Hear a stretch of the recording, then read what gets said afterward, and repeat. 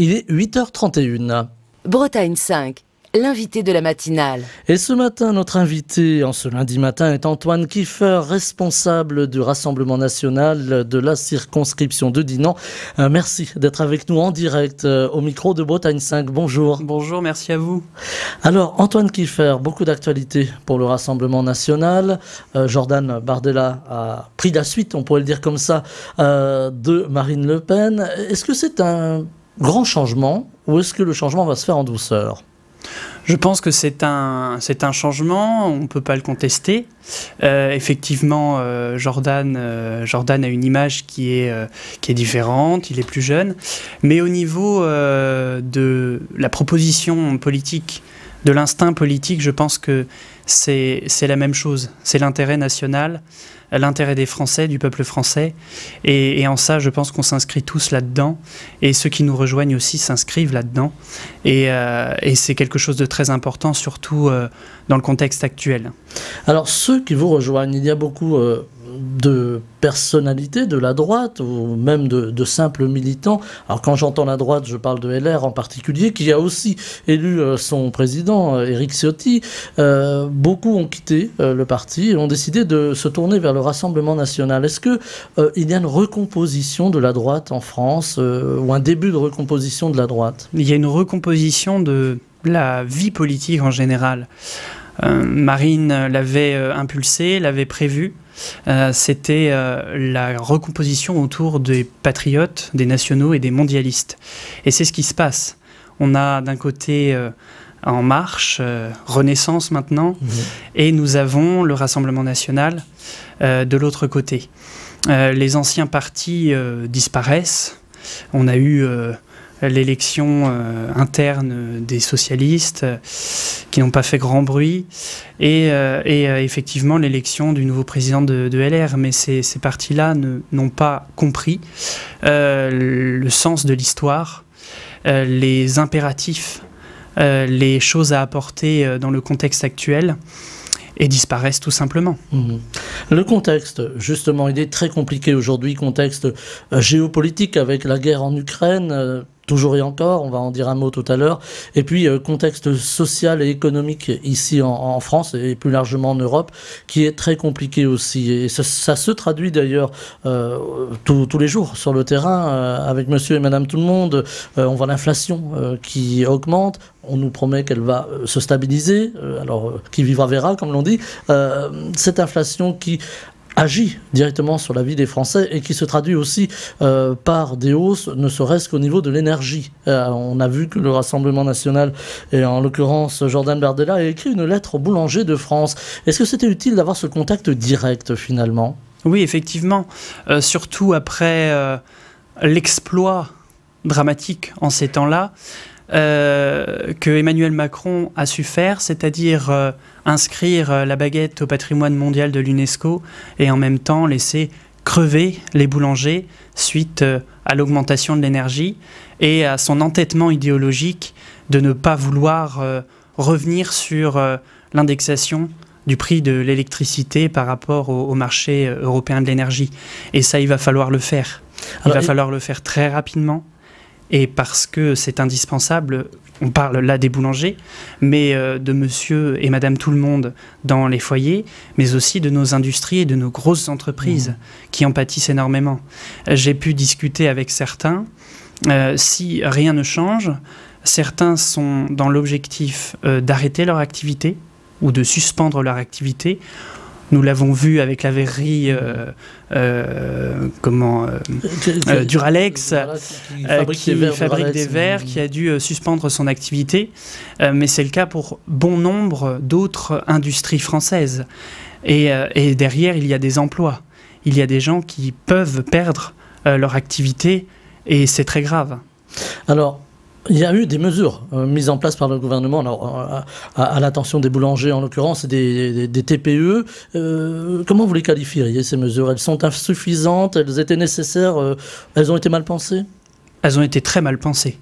Elles ont été très mal pensées parce que ça ne règle pas le problème de l'indexation du prix de l'énergie, surtout de l'électricité, sur le prix du gaz avec le fonctionnement actuel de l'Union européenne. C'est ça qu'il faut changer. Là, on est en train d'aider les boulangers, d'aider les entreprises avec nos impôts. On retarde l'inflation, on retarde le problème, mais ça va nous éclater en pleine figure. On retarde uniquement le problème. On peut arriver à une récession, selon vous? Ou une forme de récession? Si rien n'est fait actuellement, au vu du contexte très compliqué pour nos entreprises, si rien n'est fait, on va dans cette situation-là.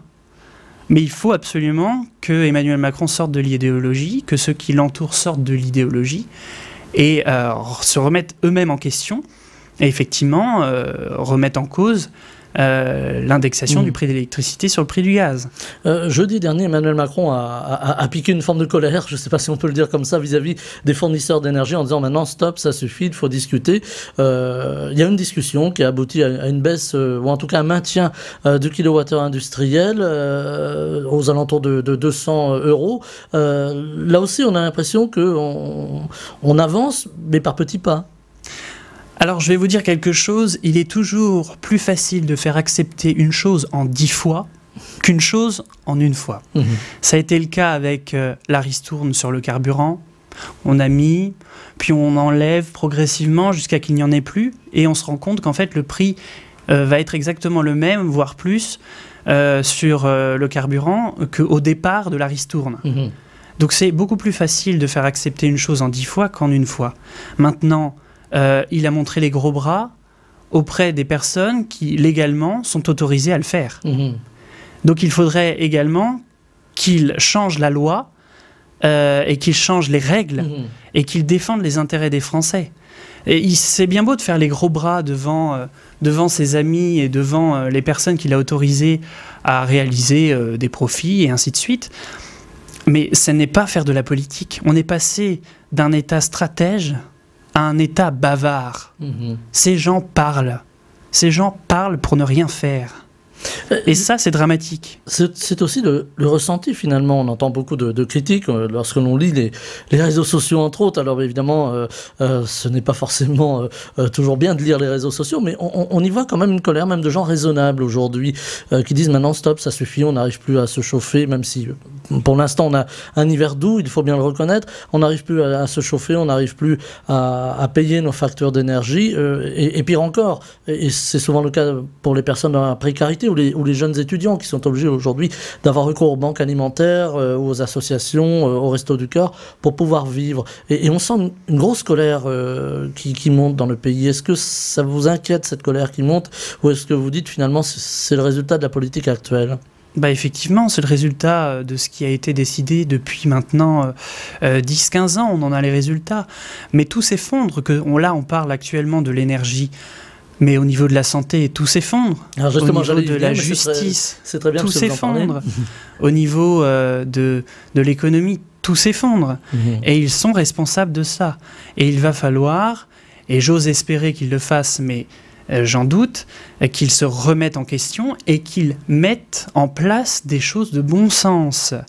Les gens veulent du bon sens, des choses simples. On a oublié le bon sens en politique ? Actuellement, oui. Actuellement, ceux qui sont en place sont uniquement bridés d'idéologie. C'est tout. Mais l'idéologie ne fait pas baisser le panier de la ménagère, par exemple. Non, l'idéologie ne fait rien baisser, ne règle aucun problème. C'est du pragmatisme qu'il faut. Alors, un État stratège aujourd'hui, comment il pourrait s'articuler ? Comment on pourrait l'imaginer ? Eh bien, premièrement, comme on en a parlé juste avant, un président ou un Premier ministre qui défend les intérêts de la France et des Français et qui se rend à Berlin et à Bruxelles et qui renégocie le prix de l'énergie et l'indexation du prix de l'énergie, de l'électricité sur le prix du gaz. Aujourd'hui, avec le contexte international actuel, on le sait, le gaz a augmenté et l'énergie telle que l'électricité avec les règles actuelles de l'Union européenne augmente de manière infondée en réalité. Voilà, et rien n'est pragmatique là-dedans. Donc c'est une question de courage politique, c'est une question d'action. Et ces gouvernants qui sont en place en manquent cruellement. Je reviens au boulanger. On a des boulangers qui ferment aujourd'hui leurs boutiques parce que bien ils ne peuvent plus faire face justement à ces coûts de l'énergie. Parfois ils font faillite, d'autres fois c'est une décision pensée, imaginée, volontaire, en disant voilà on peut plus y arriver, on ferme. Une boulangerie qui ferme dans un village, dans une petite commune, c'est aussi la vie qui s'arrête. C'est assez dramatique. C'est quelque chose que je pense on peut se mettre dans le contexte d'il y a même quelques semaines ou quelques mois. On aurait dit les boulangers vont fermer. Les boulangers sont dans une situation catastrophique. Personne n'y aurait cru. Mais en réalité, on se rend compte que les décisions politiques ont un impact sur la vie quotidienne des Français. Ce n'est pas du fatalisme, c'est des résultats de décisions politiques. Et pour changer ça, il va falloir soit que le gouvernement agisse, soit que les personnes votent aux prochaines élections pour des personnes qui ont réellement du pragmatisme et du bon sens. Je parlais de colère tout à l'heure. On voit les rues qui commencent à s'animer avec une forme de retour des gilets jaunes. Alors, des gilets jaunes, et pas seulement des gilets jaunes, mais aussi de Français qui sont mécontents. Est-ce qu'on s'achemine vers une fin d'hiver social agitée? Ça pourrait. Les gens sont tellement fatigués, excédés, que effectivement, ils pourraient le démontrer dans la rue. Maintenant, il y a beaucoup de gens qui sont très très fatigués et qui n'ont plus l'énergie et l'envie aussi d'aller dans la rue. Et qui attendent uniquement une chose, c'est les prochaines élections, car c'est ça qui permet de changer les politiques en place. Chaque personne qui vote est un sociétaire de l'entreprise France. C'est eux qui décident de reconduire ou de licencier des personnels politiques qui sont inconséquents et qui sont actuellement incapables. Donc effectivement, je pense que les gens, on le voit dans les sondages qui augmentent pour notre part, attendent les prochaines élections pour exprimer leur point de vue et effectivement voter. C'est ça la solution. On voit aujourd'hui dans le paysage politique un clivage, on en parlait en commençant, de plus en plus fort finalement entre la gauche, j'allais dire la gauche de la gauche, LFI, la NUPES pour la citer. De l'autre côté, à droite, on a le Rassemblement National. Est-ce qu'on s'achemine aussi vers une confrontation d'idées ou certaines convergences? On a vu lors des derniers débats à l'Assemblée nationale qu'il y avait aussi des points de convergence. Alors peut-être que certains derrière leur micro vont hurler, mais derrière leur transistor en l'occurrence vont hurler. Mais est-ce que parfois il est possible que des idées convergent et qu'on puisse dégager une majorité entre deux partis finalement très éloignés? C'est ce qu'on appelle le pragmatisme. On a des visions différentes, des projets différents, mais il y a des propositions point par point qui peuvent être similaires. Je prends l'exemple de la réintégration du personnel soignant. Eh bien, LFI avait la même vision et nous avions la même vision. Nous avons proposé à LFI de leur consacrer, lors de la niche parlementaire de ce jeudi 12 janvier, du temps de parole afin de défendre la proposition de Madame Fiat de la réintégration du personnel soignant. Ils l'ont refusé. Ils l'ont refusé. Et c'est là qu'on voit qui souhaite réellement défendre l'intérêt des Français et qui est dans un jeu politique, un jeu partisan. Et les Français le voient, les Français l'observent, et nous augmentons dans les sondages et nous augmentons à chaque élection. Parce que nous sommes pragmatiques et que nous souhaitons le bien de l'intérêt des Français et de la nation. Aujourd'hui, le Rassemblement National, autrefois le Front National, aujourd'hui le Rassemblement National ne fait plus peur finalement? Non, parce qu'on a démontré notre sérieux. Nous avons réussi à montrer également quelles étaient nos idées et pas les caricatures de nos idées. Et une fois que vous avez sur une proportion de personnes de plus en plus qui sont acquis à ces idées, qui défendent ces idées, eh bien ça fait boule de neige. Les gens en parlent autour d'eux, les langues se délient, les conversations se font, et effectivement, les gens observent du bon sens dans nos idées, dans nos propositions, et une certaine rigueur, un certain respect dans nos actions et dans notre posture politique. Vous parliez de la santé tout à l'heure, j'y reviens. Aujourd'hui, on a un système de santé au bord de l'implosion qui ne peut plus fonctionner. On a entendu sur notre antenne les médecins généralistes qui se sont mis en grève, les laboratoires qui sont en grève actuellement. Là aussi, on craint une implosion, une chute de notre système de santé qui était pourtant cité en exemple. La chute de l'escalier de la santé est déjà amorcée depuis un long moment. Là, en fait, on arrive à une situation qu'on ne peut plus cacher, tout simplement. La situation de l'hôpital public, de notre personnel soignant est catastrophique depuis un bon moment. Il y a une grande souffrance. Il y a une grande souffrance, mais c'est le résultat, pareil, de décisions politiques depuis plusieurs décennies. Ça n'est pas d'hier. Et on arrive aujourd'hui à une situation, comme je le disais, qu'on ne peut plus cacher, où dans un hôpital, il y a quelques jours de cela, ou la semaine dernière, on avait l'hôpital de Fréjus, voilà, on avait 80 personnes dans les urgences pour 40 places, où une personne témoignait qu'elle avait une colique néphrétique, elle était là depuis 8 heures avec des antidouleurs. On est dans une situation catastrophique, mais tout ça résulte de décisions politiques. Et il fallait maintenir des petits hôpitaux de campagne, il fallait absolument développer la médecine de campagne. Développer la médecine de proximité, à certains moments également revoir le numerus clausus, toutes ces choses qui ont pris du retard, qui n'ont pas été faites. Et puis, effectivement, là actuellement, réintégrer le personnel soignant qui a été mis de côté de manière assez incomprise par les gens, et il s'agit de milliers de personnels soignants. Nous en avons besoin, et remettre sur pied financièrement, structurellement, l'hôpital public. On va changer de sujet, Antoine Kiefer.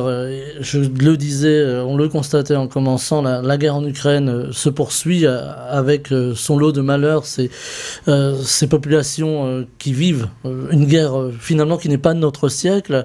On a beaucoup reproché au Rassemblement national d'être plutôt pro-Poutine. Alors voilà, je lance le mot, vous allez pouvoir nous répondre évidemment. D'abord, est-ce que c'est exact ou est-ce que la France ne devait pas prendre parti dans cette guerre ? Alors c'est inexact, et je vais vous expliquer très concrètement pourquoi. Nous étions pour des sanctions. Nous étions pour des sanctions qui ne portaient pas atteinte à nos intérêts, ce qui est le cas actuellement. On parle du gaz.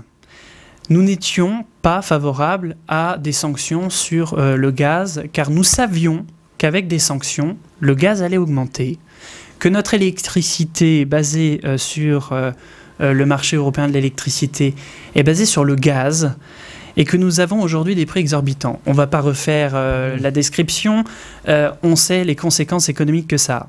Aujourd'hui, la Russie revend le gaz à l'Inde, et l'Inde nous revend le gaz. Voilà, donc en fait c'est une conséquence d'une décision politique qui n'avait aucun sens. Ça a été pris, ça a été fait. Ça a des conséquences néfastes, nous étions opposés. Et on voit à nouveau là le pragmatisme qu'est le nôtre.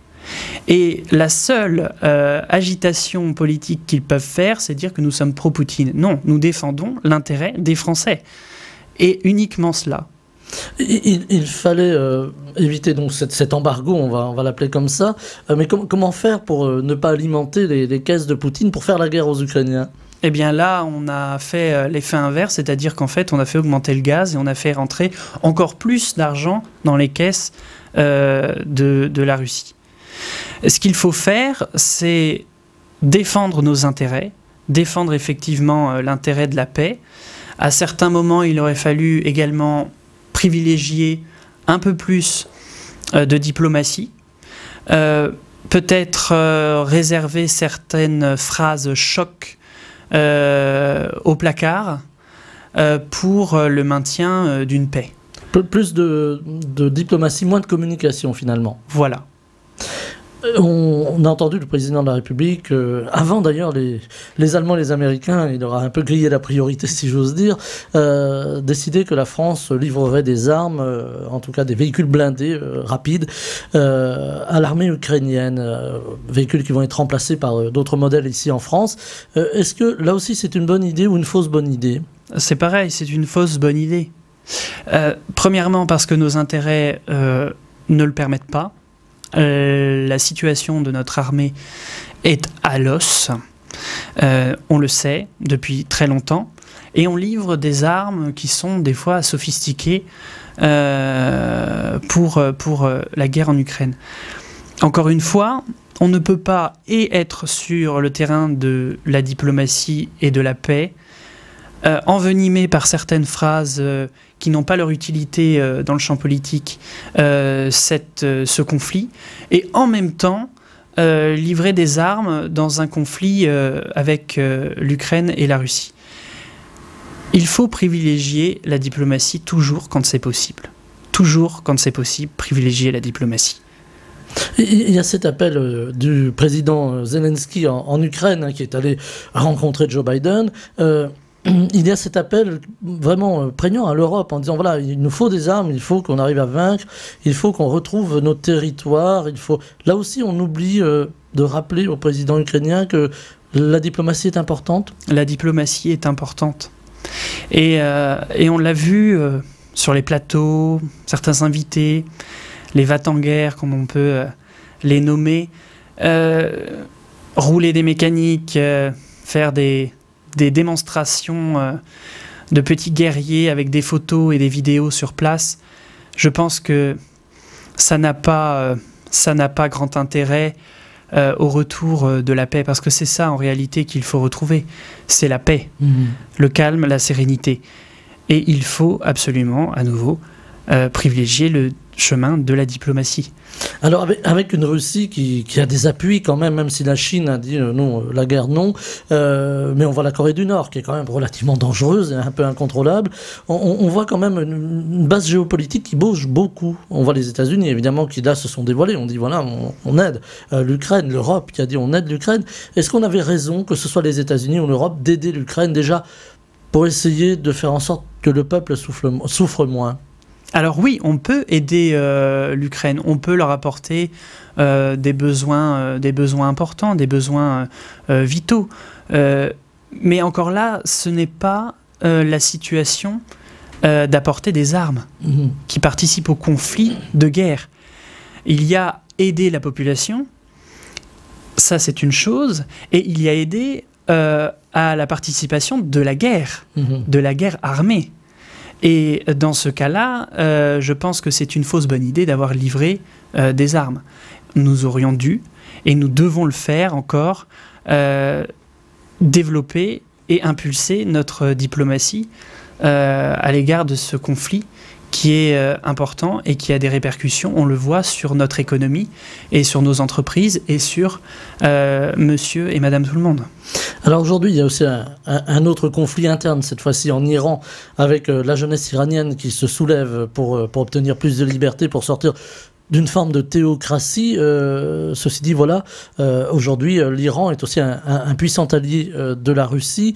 Comment parler diplomatiquement aux deux pays sans froisser l'un et l'autre, et en essayant là encore de ne pas déclencher de conflit? Nous l'avons toujours fait. On va remonter quelques années en arrière, mais lorsque De Gaulle, lorsque d'autres présidents par la suite étaient au pouvoir, et qu'il y avait des pays avec des dirigeants qui n'étaient pas forcément des personnes élues démocratiquement, qui n'étaient pas forcément des gens avec une réputation très stable.